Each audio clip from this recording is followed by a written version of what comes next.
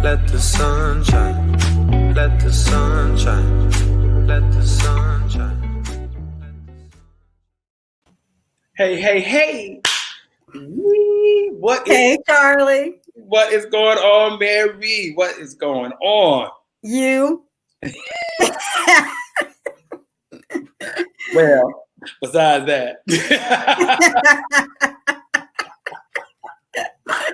It is Wednesday night. It is 8 o'clock, and we got Mary Elliott, the one and only, the legend, is in the house.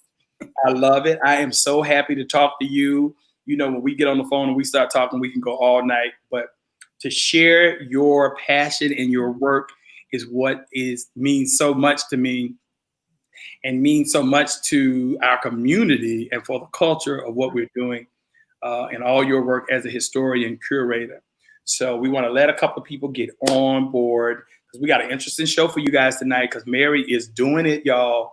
She is traveling all over the world. Well, she was before COVID, and collecting artifacts and meeting interesting people who have our history, who have been preserving our history and preserving the legacy. That kind of goes with my campaign, Preserve the Legacy.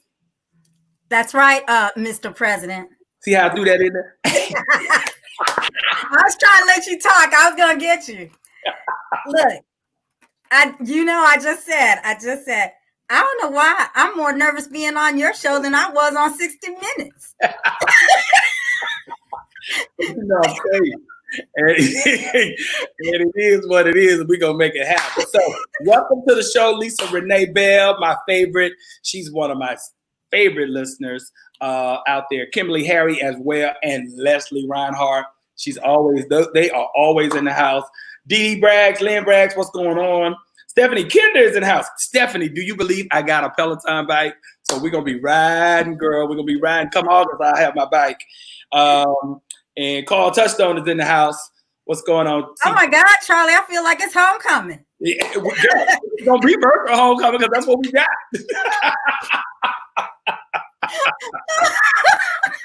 That's it. That's all we got, y'all. That's all we got. We got one another. So this is a homecoming warm-up. Yeah. Wait till let me tell y'all what I have planned for homecoming this year. It's going to be out of control, but we just starting on that. So we'll keep that under wraps right now, but it's going to be major. Even though it's going to be virtual, it's going to be major still. So we're going to do some really good stuff. So everybody, thank y'all for joining the show. We have the history curator of the National Museum of African American History and Culture. Did I do that right? Yeah. For the Smithsonian in Washington, D.C., the one and only Mary Elliott. So welcome to the show, Mary. Thank you. I'm very humbled. So I appreciate you having me on the show because I watch all of your shows and I see the wonderful guests that you have, including Leslie Reinhardt and Marvin Miller, who I've known since I was 12. Yeah. But you know what? You know what I love about what I'm doing here. Just to say what I love about doing here is that being able to showcase all of the talents that we have in our community and people and what we do. We are doing so much around the globe, and people don't know everything that everybody's doing, and so I just want to be able to use this as a platform to highlight all the skill sets that we as African Americans are doing out here in the public eye, because it's just a way to keep people moving, to go for your dream and go for your passion. So speaking of that, how did you, let's just back it up a little bit and talk about how you set out and got to where you are today, because you didn't go the traditional route as most curators for museums. You came in and you kind of backdoored the situation. In addition to that, you're working on your doctorate right now. Like I said before, you are traveling the globe, looking at artifacts and everything. So let's just go briefly through the history of you, Mary Elliott, the story of Mary Elliott, and how did Mary Elliott get from Howard University to the Smithsonian National African American Museum of History and Culture? Well, so, we talk about following your dreams, and this was beyond my wildest dreams because I didn't even know that this was my passion. It took my mother and some friends to point it out to me because the work I was doing it just inherently without getting paid. I just enjoyed it. So I attended Howard with my wonderful friends, including yourself, and had a great time, earned my degree in marketing, went on and worked in the hospitality industry, and then went on to law school and earned a law degree from Catholic University of America. And then I worked with the architect of the Capitol. And I got laid off from my job, my first law job. I was crushed. I'd never had that happen before. And I was doing some family history research. I had an uncle who was sick and dying. And he said, Mary, promise me that you'll keep doing this research. My family had tagged me as the family historian. The thing that's funny, Charlie, is they tagged me as that in 1987. Wow. And I said, I don't have time. I'm getting ready to graduate. Right. Yeah. I found a letter that I wrote saying exactly that, but I never sent it. Okay. And so I started doing some research, and I found out our family was friends with Booker T. Washington. And I asked someone about that, a professor friend of mine. She said, you should look at his manuscript collection at the Library of Congress. And I went to the Library of Congress and I found a whole series of microfilm of correspondence between my great grandfather's brother, my great great uncle, and Booker T. Washington. And it turned what was a family history research project into a larger African American history research project. And from there, people heard about my work, and I got all of these different contracts with organizations that focused on history and culture. And then I said, I need to get back to work. And I started working at the University of the District of Columbia because I needed healthcare. Someone had asked me to apply for a job. Mm-hmm. And a friend came along and said, I'm working at this museum and I think you should apply for this job. And I told him no. I actually hung up the phone on her. I said no. She was like, why not? I said, because I don't have a PhD. And she said, I don't care. We've seen your work. You need to apply. And I applied. And that's how I ended up getting the job. And I haven't turned back since. Wow, that's amazing. That's amazing. So talk about your family history a little bit, because it's unique in that way. And I love the fact that you have an affinity, a family affinity to Booker T. Washington, because I was just last week, one of my girlfriends, I don't know if you saw the series, The Letter from Frederick Douglass, the 5 kids that were reading Frederick Douglass' letter about July 4th. Yeah. In America. So that's my good friend Maria Weaver. Her 2 children are the great grandfathers of of Frederick Douglass. Wow. So Douglass with Maria, and to have you associated with Booker T. Washington, I'm in the bookends of all the history, all the African American culture. I'm just, I'm overwhelmed. You're a lightning rod for it. Look, all this legacy y'all got going on here. I'm just loving it. So talk about your history, because you are from Oklahoma. And a lot of people just this year found out about Black Wall Street and what that meant. And you did some work on that. So let's talk about that a little bit. Well, so my family's from Oklahoma, from many different parts of Oklahoma, Muskogee, Enid, Norman, Tulsa. And the thing that's interesting is a lot of people will come up to me and say, well, there are no Black people in Oklahoma. There were tons of Black people in Oklahoma. There were over 50 all-Black towns. Everyone knows about Tulsa, but there were over 50 all-Black towns. And so we always had family reunions every 2 years. My grandfather would repeat the family history from the time we were in Oklahoma forward. Right. But I didn't know where we came from before then. Mm-hmm. And so one question, I'm sorry. Why was Oklahoma so popular back then? What was the history about that made Black people migrate to Oklahoma at that time? Good question. So that's where I'm heading. Okay. So like I said, I had relatives who were like, you're the family historian now. And we always shared family history at the family reunion. There was a cousin who had done some preliminary research on a first cousin of my great grandfather's.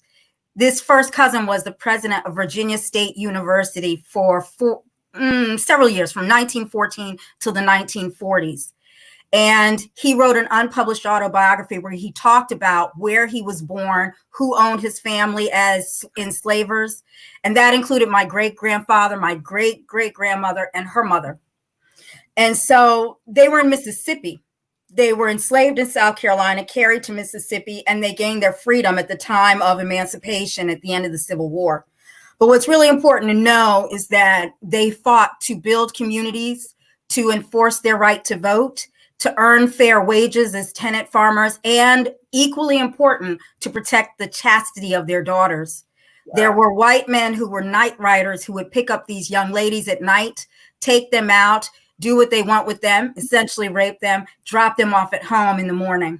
Wow. And so these men were fighting to protect what was of value to them: family, community, faith, education, the right to vote, civic engagement. And what I found is I took this unpublished autobiography and went into Mississippi with my mother. We didn't know anyone there at the time. And we asked the first Black person we saw. We were at a gas station. We said, "Do you know where this is?" And it was our roadmap. And we ended up meeting relatives who didn't know us and we didn't know them.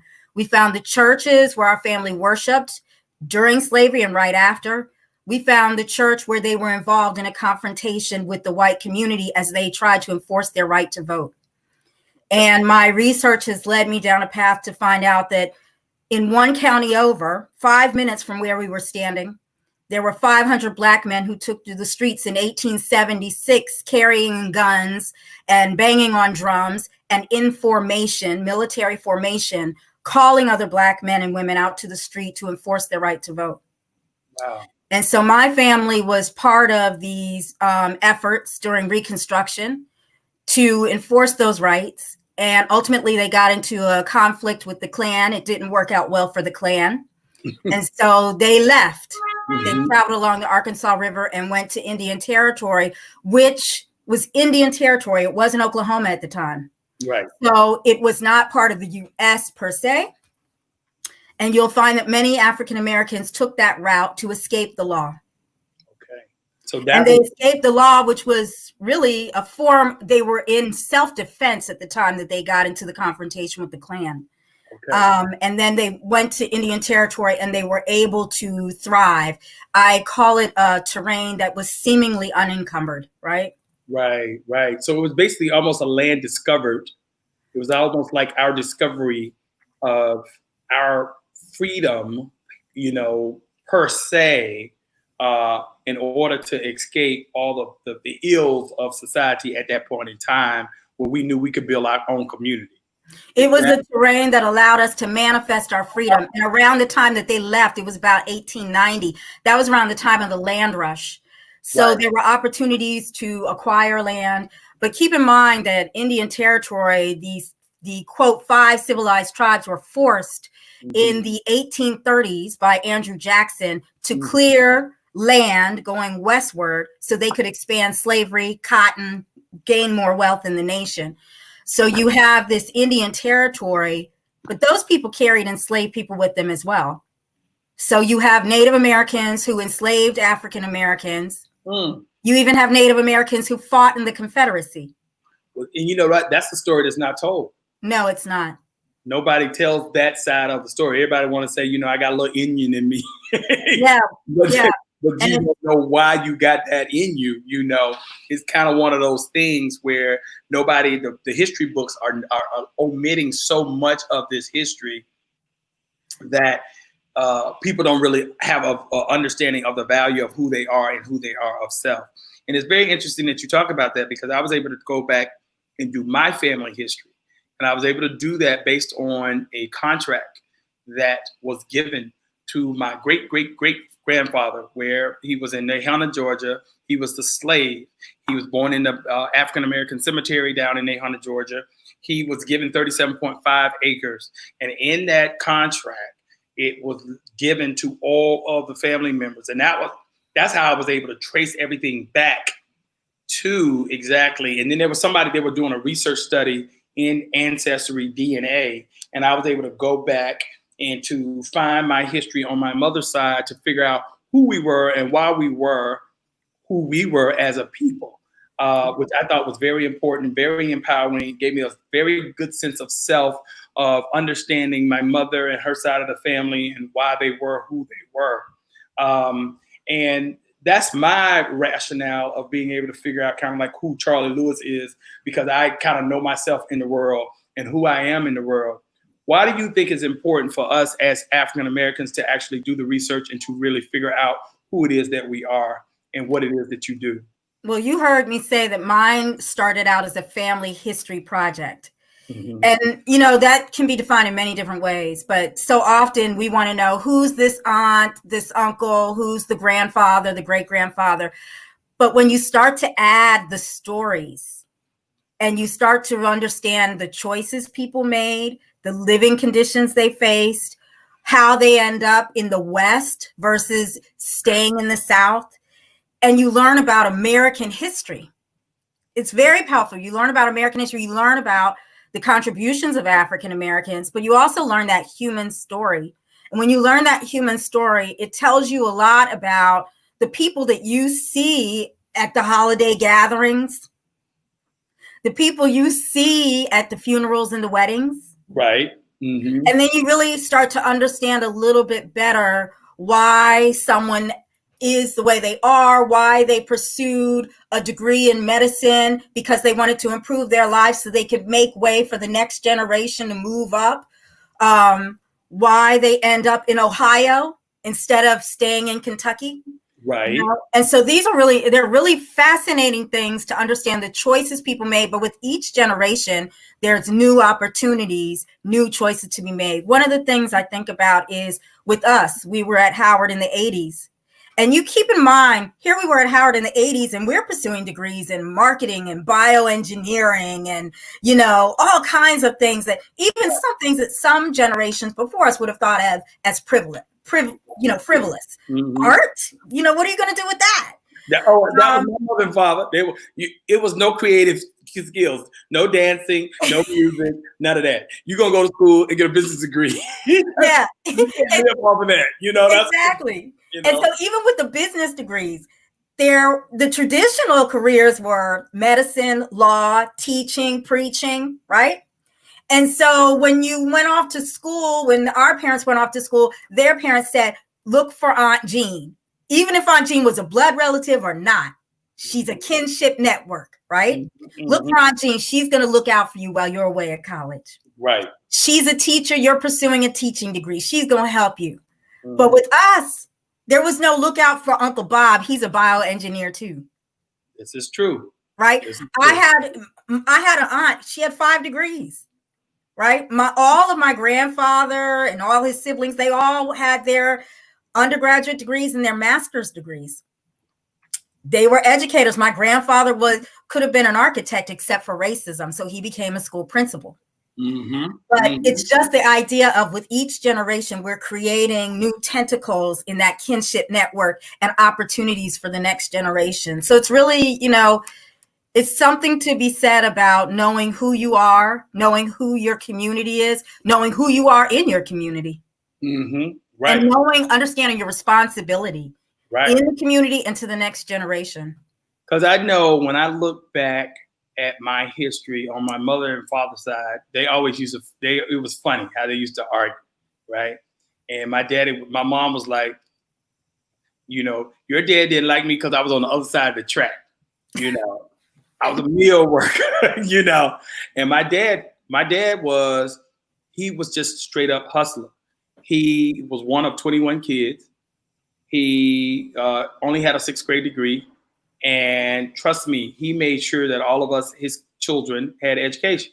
He stressed for that. That was his thing. You're going to always get a degree because you're going to be able to take care of yourself. Especially when I had 5 sisters, it was all about the sisters being able to take care of themselves and not having to worry about a man taking care of them. So I grew up in that mindset. So when I went to Howard, and when there were women who were like, you heard the MS degree. Mm-hmm. I didn't understand what that meant because all I knew was women working, not working. Not working Atlanta man type situation. But then on my mom's side, there was a very different thing. They were all preachers. They were all teachers. They were midwives. My grandmother mother could go in the houses and be the midwife because she was so fair skinned that they will allow her in, and her husband was fair skinned that he could drive the carriage so they could have the baby. So that's that side of the family. Where my father worked on the meal side of the family, worked in Florida and picking the oranges and all of that type of stuff. And so it was very, but my father, when he looked at it, he said, I'm not going to do that. I'm not going to be in the fields. I'm going to buy a truck and I'm going to be able to haul stuff, which then he did. And he moved people around, and he will haul people from field to field, tobacco field to tobacco field, and then also just moving certain things for people, which eventually he opened up his own van line company. And that's the start of his business in 1967. So you have that. Do you share that family history when you all have family gatherings? Yeah, well, I mean, we talk about it, and I learned so much about it. I even learned about it on his deathbed when he died. I didn't know certain things about the family. Then my aunts started talking to me about the family from his side, because I really didn't know his side of the family like I know my mother's side of the family. All my mother, I'm from 14 ministers. We all a preaching family. My sister's a bishop now. My aunt was the first ordainment. My sister Sharma is the first bishop in the United Methodist Church in the Southeast region. So, I mean, we come from, holy, their hands laid on me. They need to lay all the hands on you. They lay all their hands on you. All me right there. So that's where we are. So I gotta say though, it's the same with my family, my dad's family. When they made their way to Indian Territory, they owned 300 acres of land, a hotel, a bank, a theater, a chain of department stores, and the second store they were building, they were in the midst of planning a third store, but the second store was in Tulsa, and it was destroyed in the Tulsa race massacre. They built churches, they built schools, and as I said, they were friends with Booker T. Washington, and this uncle planned the last conference that Booker T. Washington attended before he died, and Booker T. Washington stayed at their home. With all of that, on my mother's side, they were from the country. They were from Shiro, Texas. Right, baby. They lived in an area that it wasn't even on the map, Mount Zion Settlement. Right. And, I love it. Yeah. And they did side of the road barbecue. They were sharecroppers, and they did moonshine. But it afforded the next generation to go off to college. Right. And it was a big deal when they moved from the country to the city. But I cherished listening to those stories about what it was like in the country. And they even told me that Bonnie and Clyde used to hide out in Shiro amongst the black people. Makes sense. Make perfect sense. There ain't nobody coming over there looking with them and messing with them. So they know exactly what's going on. But see, I think when you share stories and unapologetically about the story that you're telling, it gives you that confidence. It gives you that self-esteem. It gives you that know of all of you knowing who you are. You're not out here trying to flex and be something that you're not. You appreciate those stories. I appreciate where I came from. I appreciate knowing that people did what they could do in order to put me in a position for me to do what I should do. So I'm a single guy. I don't have family, but my pay it forward is to the universe. And to do it in a way where I can help and still tell a story and make sure stories are told so people have an understanding of where they come from and should be proud of where they come from and not trying to escape where they come from in order to better their lives. Because it's the stories that were told to me by my father when he set me at the edge of the bed. If I wanted to just go play Little League football, he would sit me down and be like, you know what I did when I was your age? I used to plow a mule. And I used to do da da da da da da da da da da da, and he would go in for 2 hours, and then I forget why I wanted the money, and I forget why I wanted to and I'd be like, well, screw it, I don't even want to play no more, after listening to 2 hours of a story. But what I also do know is that today, I never have to worry about reading a motivational quote because I have him in my head on constant repeat of get up, I'm the king of the house, and if the king is up, you're gonna be up. and you're going to go out here and you're going to make it happen, and you're going to work for yourself, and you're not going to work for anybody else, and you're going to make it happen. So I want to add to that, Charlie, because I know you have some questions, but this segues into some of our conversation. And that is when you think about those stories and the things that you know about your family, for so long, African Americans, when it comes to museums, we see these artifacts behind glass held in high esteem, high regard. They are treasures. But African Americans have not felt that they have something that is treasured. And I'm glad just like you talk about your father and, you know, having a mule cart, and, you know, a mule bit is something that if he had that, and it goes along with his story, that one small piece tells the story of a man, and then it tells the story of his family.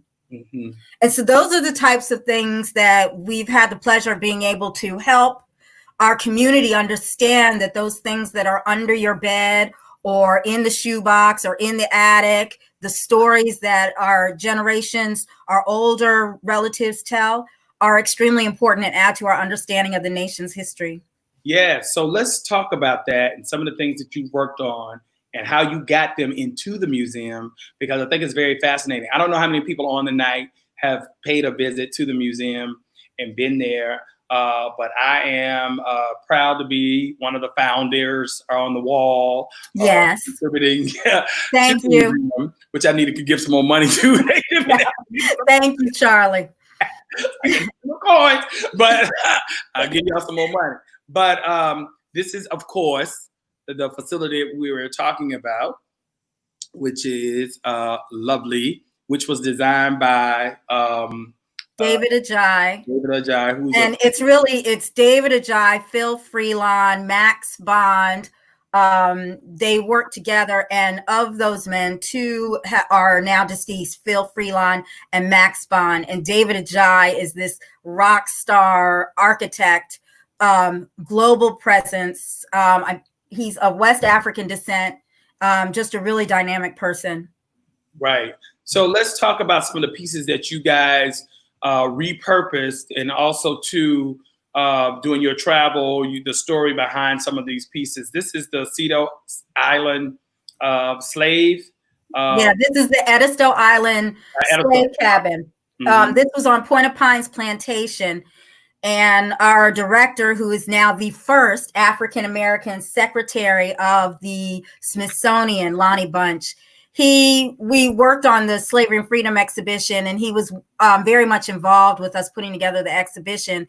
And he knew he wanted a slave cabin, but we had to find actually the right slave cabin from the right time period, from the right type of environment. And what I mean by that is not an early cabin from Virginia involved with tobacco, but something from an area where they were cultivating rice or cotton, and during the antebellum period after the around 1830s. And so we were looking for cabins. I'd gone down to Louisiana. I actually went to the Whitney Plantation, which many people know about today. I went down there before it was opened as a site to visit.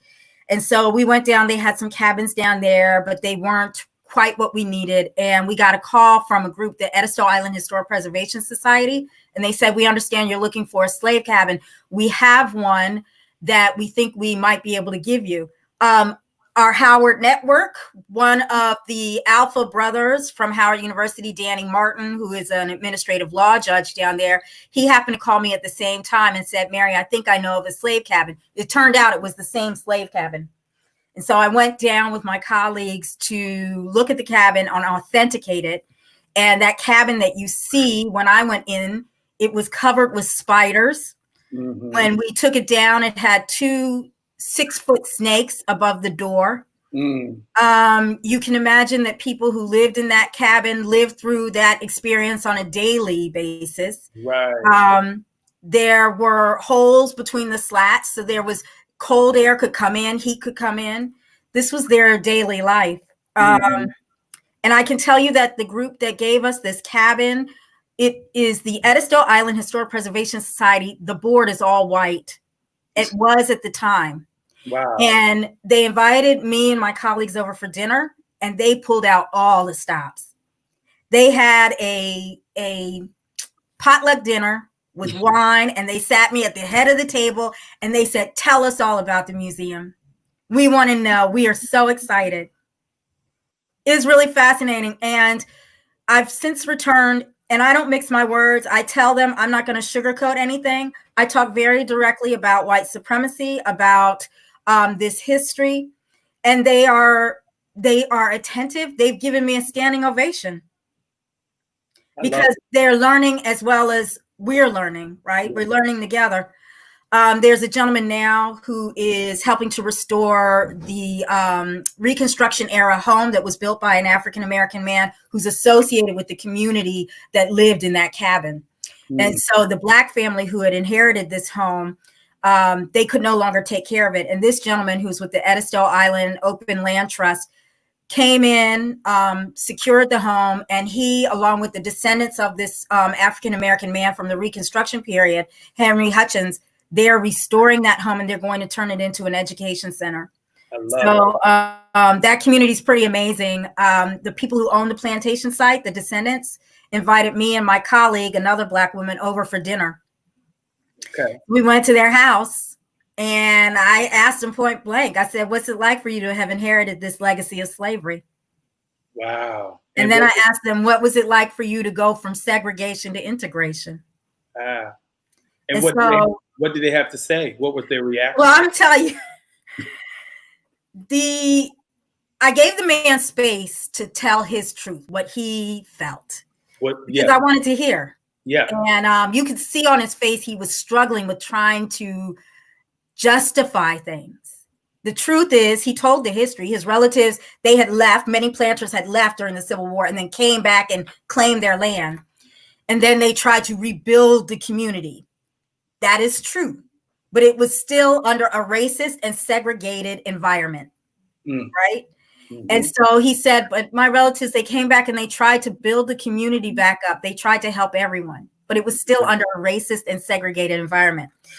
In terms of segregation and integration, you'll have to laugh with me on this, because you and I know Black folks talk about this all the time, but I was not ready for it when this man said it. He said, I grew up and there was a Black park and there was a white park. And I remember when the laws changed, I was a kid.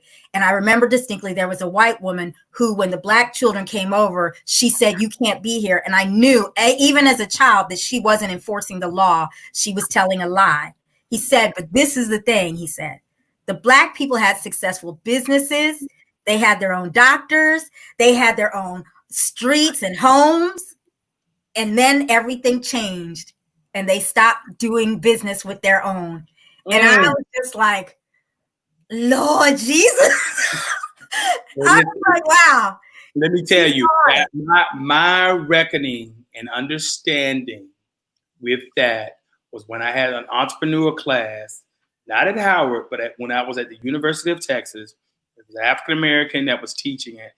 And I was thinking with Professor Johnson. He was also at, I can't remember where he also worked, but it was, basically about entrepreneurship.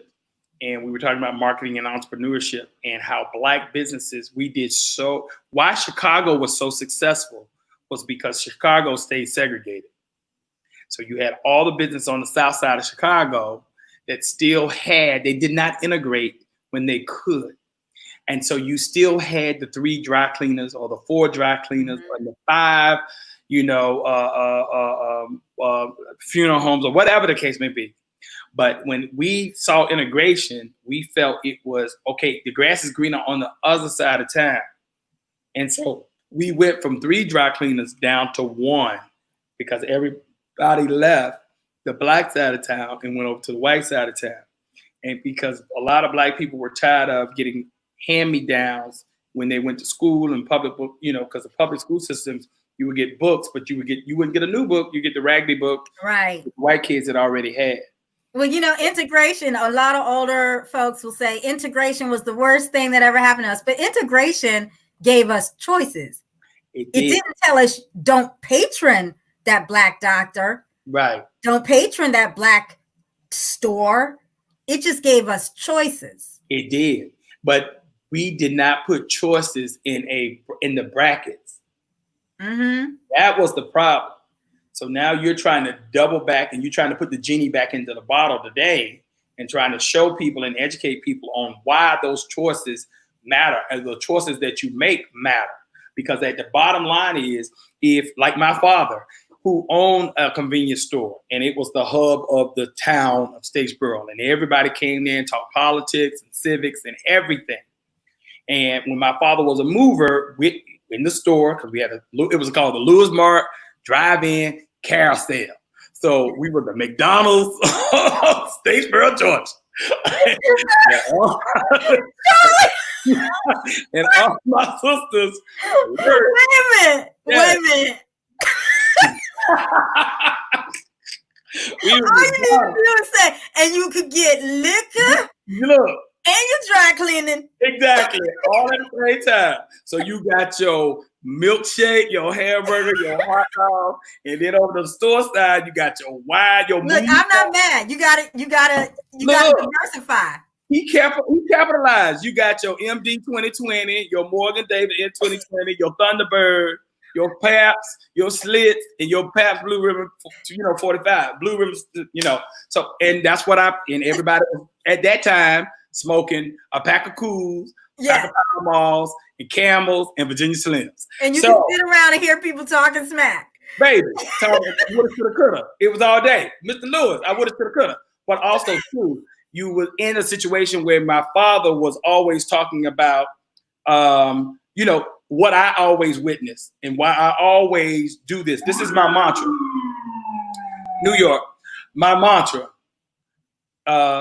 My father would hire men over 5 times, You got your shit together, basically. You got your shit together, and he would fire them and then he would bring them back. Yes. So for me, I always know when people always say, the crab in the barrel, or, I work with this Black business or whatever, but they did me wrong and now I'm going to leave and I'm going to go somewhere else. See, I don't know that mentality. I always believe if Mary did me wrong, I'm going to go to Suzanne or I'm going to go to Lisa or Monique, and I'm just going to keep it moving down the line.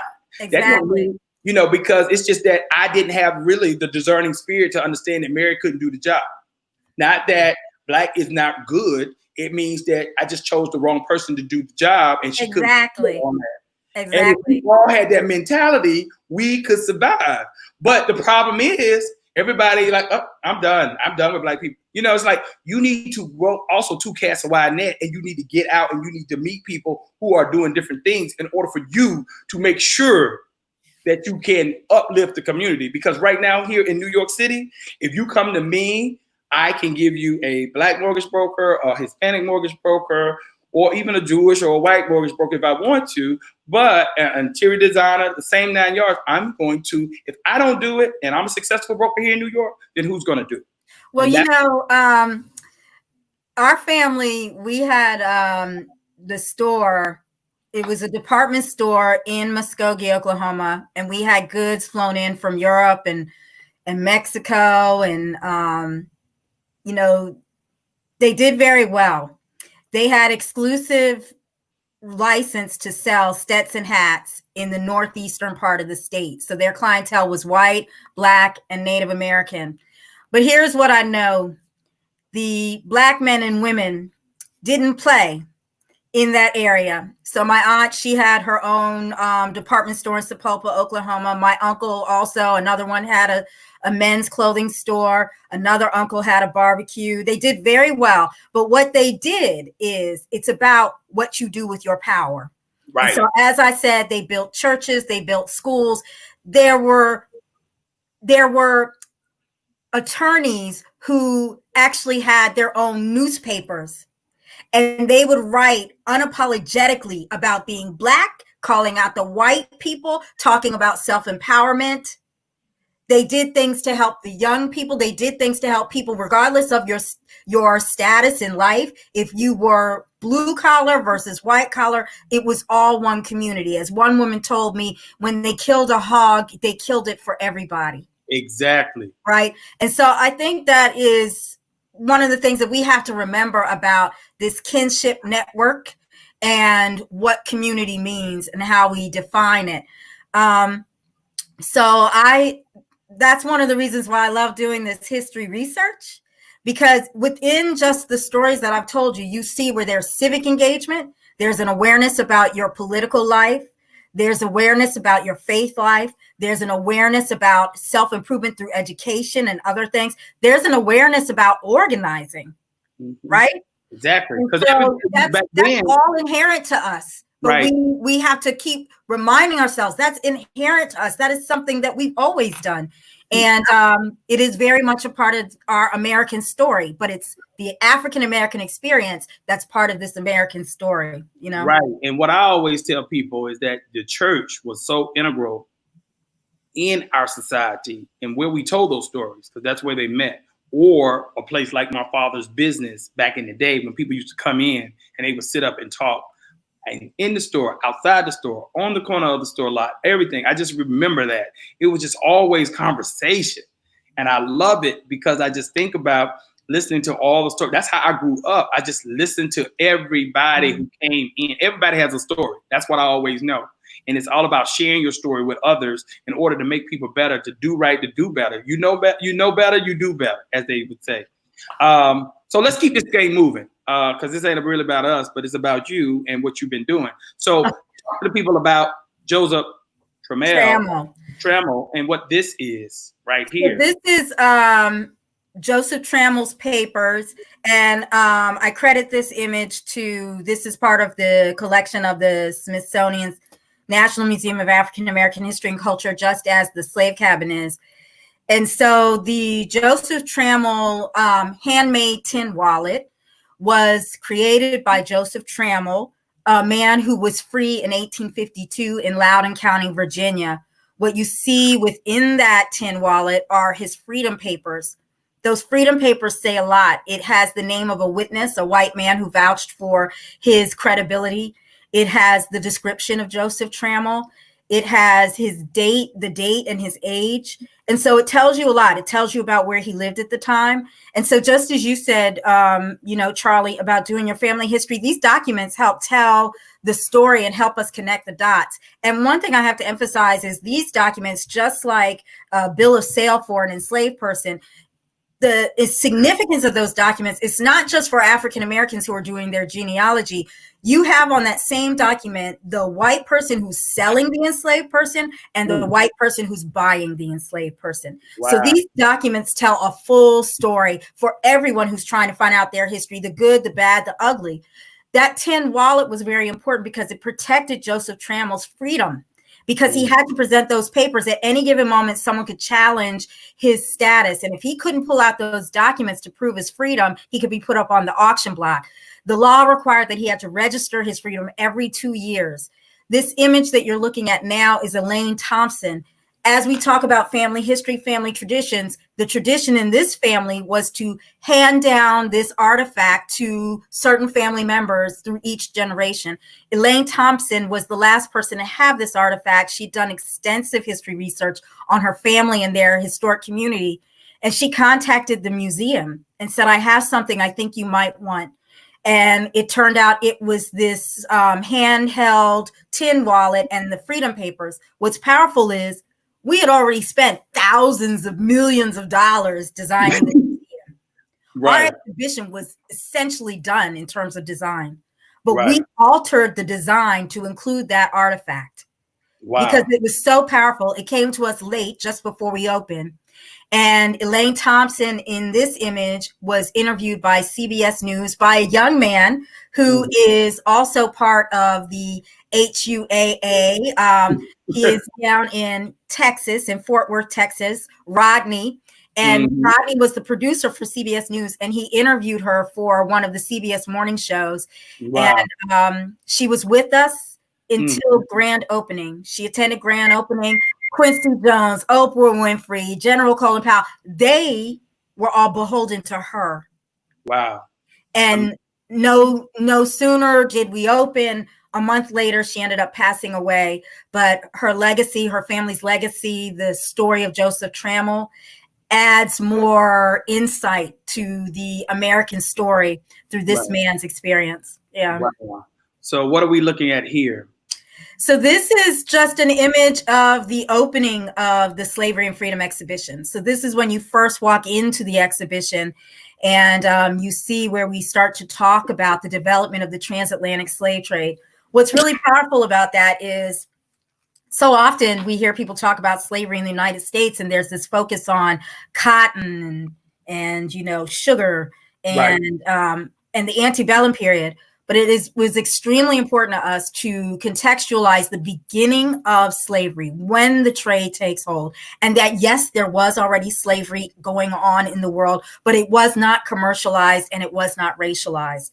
And so we also wanted to talk about how people of African descent already were part of the global stage. They were already moving around the world.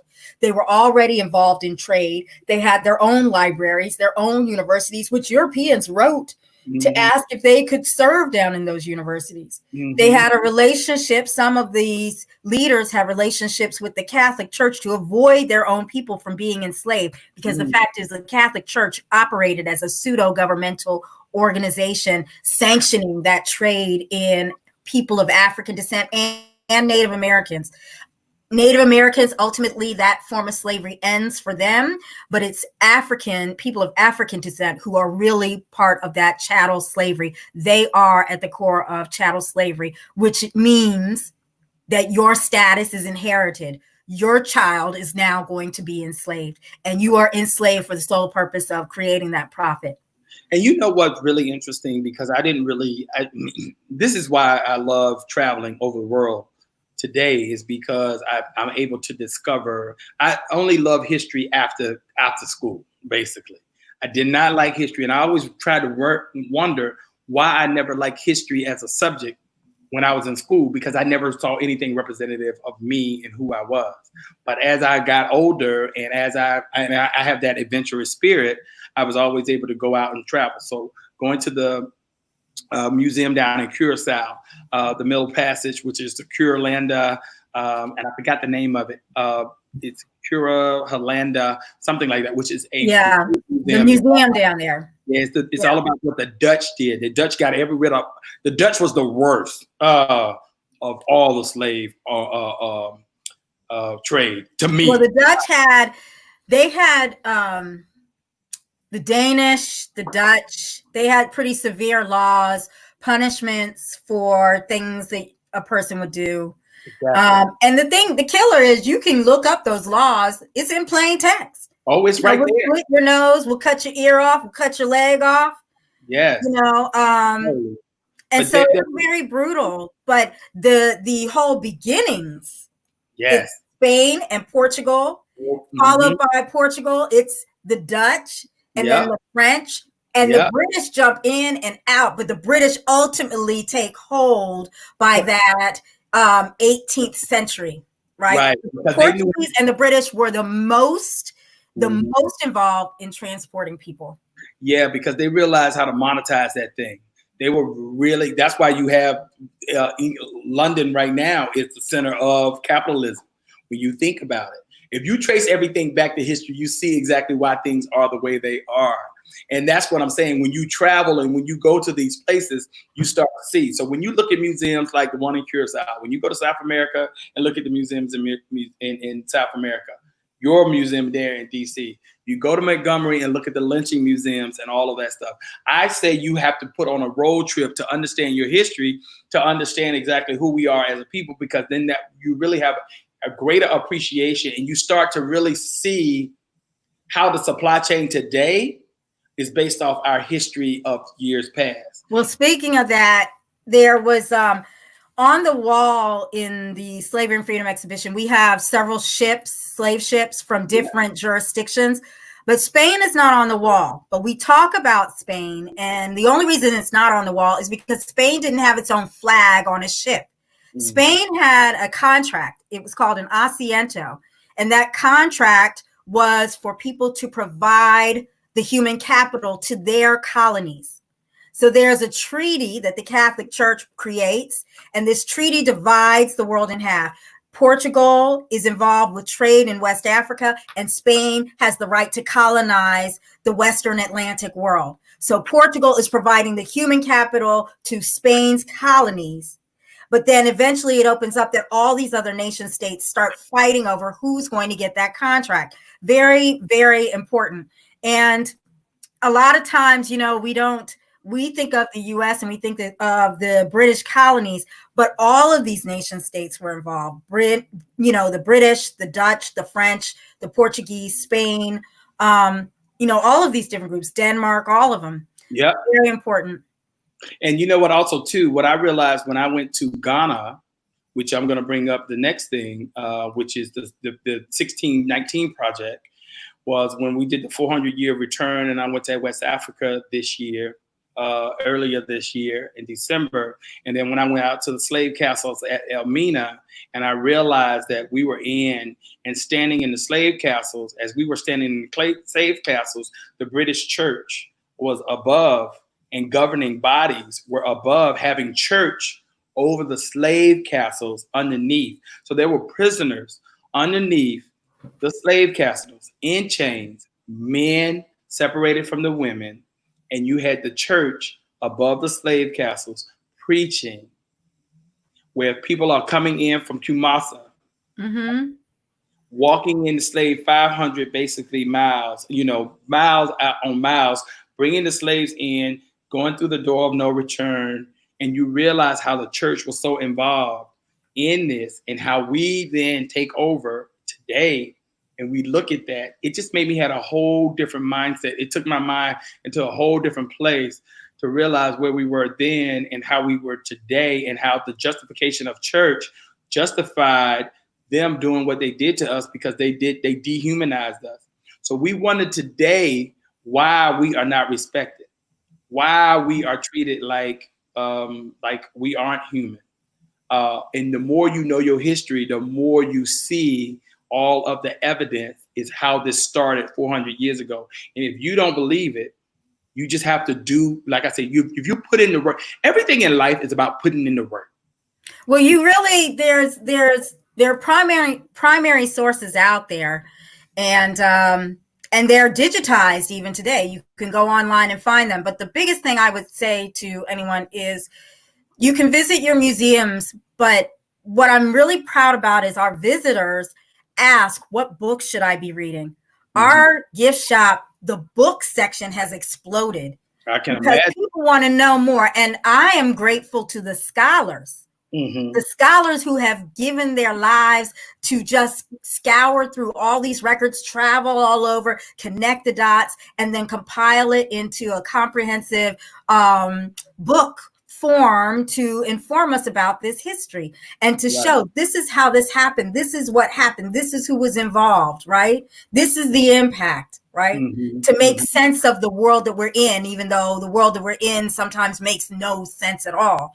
But I highly recommend that people look at the American Historical Association, the scholars associated with that, Organization of American Historians, the Association of Black Women Historians, which is a tremendous resource. All of these Black women historians who are doing stellar, phenomenal scholarly work on a breadth of subject matter. So I highly recommend that people jot those notes down and Google those different organizations to see what resources are out there. The last one I would mention is the African Diaspora PhD, a young woman who compiles a lot of information about scholars of color. And she does that with a professor from Howard's history department, Ana Lucia Araujo, the young woman who created AD PhD. Her name is Jessica Marie Johnson.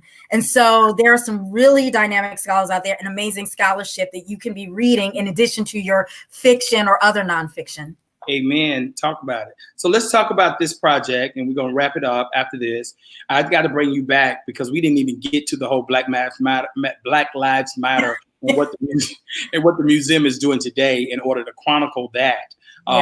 put that into place, because that is definitely going to have its impact in society on what we're doing. And I'm also glad to say that the whole Black Lives Matter plaza leading up into the White House was done by a Howardite, Nancy Lyons, who came up with that idea. And now she took that idea, and that idea has multiplied all over the world, and everybody is creating a Black Lives Matter. That's why I love us Bison, because we're in it deep. All the way through. It's how we do, Charlie. Hashtag is how we do. Anyway, let's talk about what we got here. We got to tell the story in 1619 Project. Yeah, so I was in a meeting. It was an international meeting with people who came in from all over the world, working on the Slave Wrecks Project, which we look at slave shipwrecks around the world. So it was a day-long meeting, but a colleague said the New York Times editorial team is coming in and we want you to meet with them. So I met with them during a lunch break. Mm-hmm. Long story short, as I went to the elevator after I talked with them for 15 minutes, Nicole Hannah-Jones came chasing after me and said, "You're going to be my new best friend. I want you to write an article for the magazine." So I said, okay. And I thought about it like, okay, because it's part of what I do. It's part of my job. Well, that night, my colleague, we were waiting to catch our Ubers, and she leaned over and looked at me. She said, they just asked you to write something for the New York Times, right? And I said, yeah. And she goes, "It's the New York Times, right?" And I said, "Oh, yeah." But it hadn't dawned on me. Right. So then it went from write an article to we want you to do that whole special section. So the newspaper section, that's all my work. So I had to identify artifacts, do the research, and write the content, with the exception of the phenomenal essay written by Nikita Stewart. And so I used objects to help give context to this history and help people connect with this history on new levels. And one thing I have to say is, while we started 1619, we know that there were people of African descent already in North America, and we know that there were other colonizers already in North America at the time, Spain, but British colonies are at the heart of what became the United States. Right. And the prisoners of Britain. Yeah. Mm-hmm. You know what? I love you. I love you too, Charlie. I can't wait to hug you when this is all over. I know, girl. Look, I love you because just the knowledge and us sharing this story and us having the love for history and understanding that it gives us the foundation of what we stand on and how we build. And from there, we can build communities, we build relationships, and we build just ourselves, and it gives you that sense of purpose of who you are.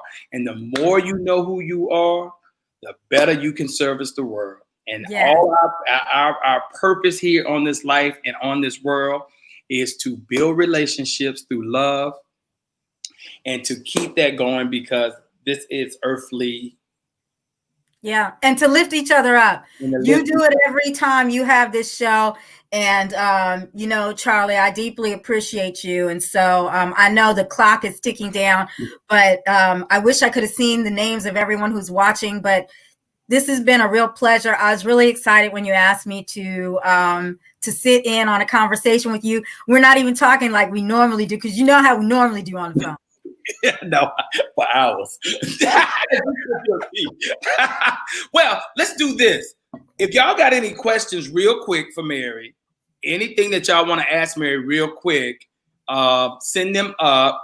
We'll put it in the comment section right now. If you guys got anything that y'all want Mary to talk about, anything about the museum that you've been to the museum that you have a question about real quick, or anything that y'all want to just talk about in history. Let's just touch one thing on Black Lives Matter. What is the museum doing right now to chronicle what is happening right now? And you as a curator, that's a history curator, what are you doing in the rise of this whole Black Lives Matter movement? Well, and while she answers that question, I want you guys to put in the comment section what it is that y'all might have a question for about anything while we got Mary here. Well, so my focus is slavery and freedom, but I have the pleasure of working with some really dynamic colleagues who cover a gamut of subject matter. But I've had the pleasure of working directly with my colleague, Aaron Bryant, who collected around Ferguson, collected around Freddie Gray, is collecting with regard to the LGBTQ community. And so he's doing a lot of social justice collecting. And my brother happened to go down to the to Lafayette Square the Saturday after many of the protests. He took 70 photographs, and instantly I said, Aaron, we need to start collecting. But there were several of my other colleagues who said the same thing. And so we are doing a collaborative effort across the Smithsonian. We have a dynamic secretary of the Smithsonian, Lonnie, who has prioritized this. And so we're trying to collect things now, whether it's signs, whether it's T-shirts, whether it's something that someone carried with them that meant something to them at the moment that they were at the march. I'm donating my mask that I wore out to Lafayette Square to look at what we could collect, because that's part of the story as well.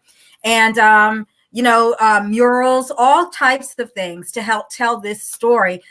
Imagine if we had had Harriet Tubman here to talk to her about her shawl, right? Ooh, right. So we have this moment now where we can collect these objects and get these stories now. One gentleman I spoke with when I was walking down the street and we were talking to different people as we were collecting, I asked him what brought him down. And he was he's a fair-skinned East Indian man. And he said, I lost my job during COVID. I got my job back, but then I was told, he worked at a restaurant. He said, but then I was told if I went down to the protest, I'd lose my job. Wow. And he said, I've been here for 4 days. I've lost my job and I don't regret it. And I said, I need your story. And he looked at me and he went like this. He said, you want my story? And I said, yes. Your story is just as important as everyone else's story. Exactly. We all got a story. That's what you got to keep on living. You live long enough, you understand you got a story. So yeah, it's and it helps us understand this moment. Exactly. What's your contribution to the world? And everybody has a story in this contribution to the world. Someone said, do you have any upcoming interviews? Well, not someone, Lynn brags. Do you have any upcoming interviews so we can look out for you? There's an interview I did before. It was an interview I did in February. I don't know when it's going to air, but it's an interview that will possibly air on 60 Minutes, possibly. But anyone who knows me, Charlie knows me. I'm so bad because, look, I don't talk about the interviews I do. I don't know why. I don't know. I just don't. And I had to tell my mother because she gets mad. And then, of course, when I tell her, she tells the whole family. But then I get phone calls, like recently people were calling saying, why am I seeing you on Good Morning America? And for Juneteenth, I did interviews with GQ Magazine, Good Morning America, NPR, National Geographic. And so they're out there. I don't usually talk about them. I think for me, the reason why I don't is because I do this because I love this. I didn't do this so that I could make a name for myself. Right. I get disgusted when I see people who that's what they do. Right. And at the end of the day, I did a tour for Kofi Annan. I did a tour for Oprah.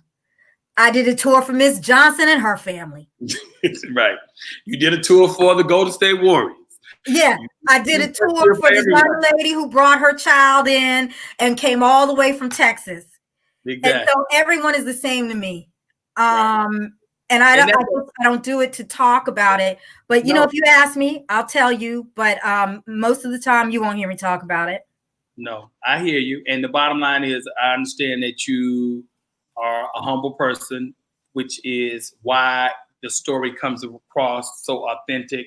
And that's why I have you on the show. And you know, you could really be yourself here because we could really get into those discussions. You can't get into those discussions when you're doing a 10-minute or 15-minute set, but we had a whole hour and 4 minutes. And it still wasn't enough. It still wasn't enough time. You know I love you, Charlie. Girl, I don't love you. No, I don't love you, but I love you so much. You know, but anyway, we're going to go because we done held everybody up. But this is what I love. And I love being able to showcase your talents, but just coming with real knowledge about who we are as a people. This is what we need at this time.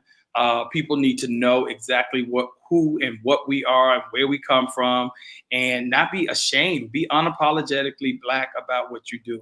I'm rooting for everybody Black. Bottom line. I'll tell you that now. I ain't no ifs, ands, buts about it. I love my people, and I love what we do, and I love our contribution. If I had to come back to America again in this earth, I'll come back the same Charlie Lewis, black and proud. So I'm the same with you, Charlie. There you go. I love everybody, but I ain't gonna lie, I do love being black. I love it. Ain't nothing like it. All right, baby. Thank you. Thank you. You guys, I will be back next Tuesday. I will not be in tomorrow. And I'll be back Tuesday and Wednesday and Thursday of next week. We got a great week ahead of us next week. We got some interesting people. We got some interesting stories to tell. Continue to tell these stories about what's going on in the world among us as just ordinary citizens.